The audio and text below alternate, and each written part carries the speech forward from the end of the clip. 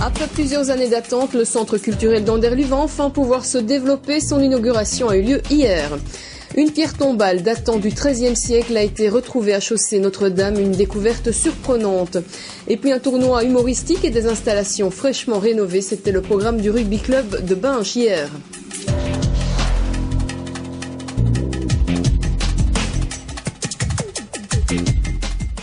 Pour ce week-end, une exposition se tient actuellement la salle de la Pichelotte à Mont-Saint-Aldegonde. L'invité d'honneur n'est autre qu'Alfred Brux, un admirateur de Rembrandt qui a grandi dans le village. Autour de lui se sont réunis aussi d'autres artistes de la région, dont Marguerite Arnould et Charles de Witt. Présentation Barbara Maton, Nicolas Spada.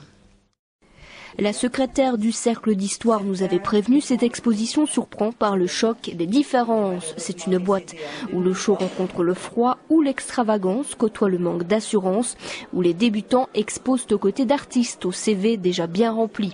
Charles de Witt habite le Val-Traigny, c'est dire s'il est connu et reconnu dans le coin. Une popularité qu'il doit à son coup de pinceau burlesque et son amour pour les couleurs vives. Celui qui a glané plusieurs récompenses au cours de sa longue carrière cuisine des tranches de vie accompagnées d'une sauce ironique. Ça, c'est mon principe, c'est que j'aime la couleur. On est peintre ou on ne l'est pas. S'il faut commencer à peindre et salir sa couleur pour cacher la couleur, ça sert à rien. Donc moi, j'y vais à fond. Je mets ma couleur comme j'en ai envie. Impossible de ne pas analyser les nombreux détails de ses œuvres, à y regarder de plus près. De Witt caricature des personnages souvent affublés de vêtements et masques excentriques et grotesques. Mais il aime ça, les belles-mères ou l'interrogatoire au Porto, c'est un moment qu'il a vécu il y a quelques années déjà. Aujourd'hui, il en rit encore. Comme tout jeune, avant de se marier, il passe devant ses belles-mamans et il est interrogé. Ça m'est arrivé.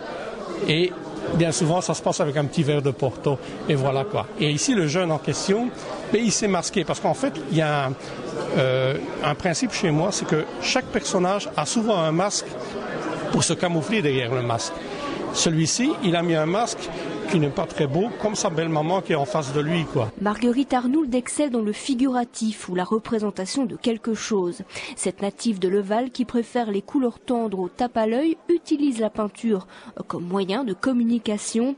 L'exil est un thème qu'elle représente très régulièrement. Vous savez, quand on commence, je crois qu'on commence toujours par le figuratif. À mon avis, on commence toujours par là. Quand on apprend le dessin, on dessine bien, on essaye de bien dessiner. Alors on est tenté par le figuratif. Et puis après, on en a un peu marre. Alfred Brux n'est plus, mais ses œuvres font encore le tour des salles d'exposition de la région. Ce dessinateur et aquarelliste de paysages était timide, très timide, et cela se ressent aisément. Il a beaucoup travaillé sur Braine-le-Comte. Il a beaucoup étudié les vestiges de la ville pour reconstruire sur papier la ville d'autrefois. Présent également Jocelyne Boudard qui façonne la bonne humeur, Giorgio Del Bianco et ses paysages d'Italie, preuve que la région a encore de la créativité.